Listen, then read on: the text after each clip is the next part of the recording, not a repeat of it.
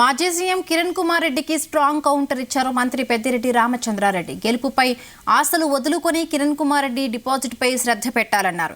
కిరణ్ కుమార్ రెడ్డి పిచ్చి పిచ్చిగా మాట్లాడడం మానుకుంటే మంచిదని హెచ్చరించారు.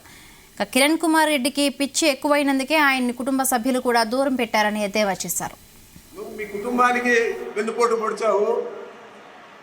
నిన్ను కాంగ్రెస్ పార్టీ ముఖ్యమంత్రిగా చేస్తే కాంగ్రెస్ పార్టీని నామరూపాలు లేకుండా చేసావు.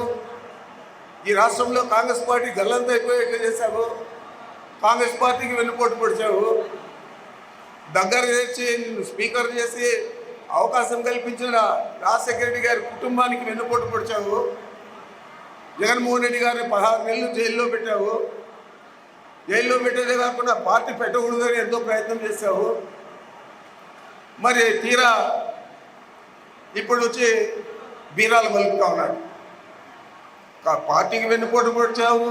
ఈ రాష్ట్రం విడిపోయేదానికి ప్రధాన కారణం కిరణ్ కుమార్ రెడ్డి. మళ్ళీ నీ పార్టీ పేరు సమైక్యాంధ్ర పార్టీ. నీ పార్టీ గుర్తు చెప్పుల గుర్తు.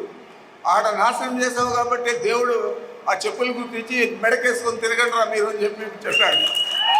మరి ఇతను ఒక నాయకుడు, ఇతనికి ప్రజాబలం ఉంది, మాకు లేదు.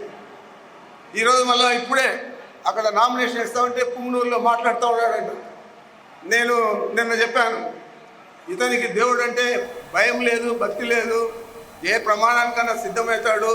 ఏం చేతంటే దేవుడిలోని సత్యసాయిబాబా చనిపోతే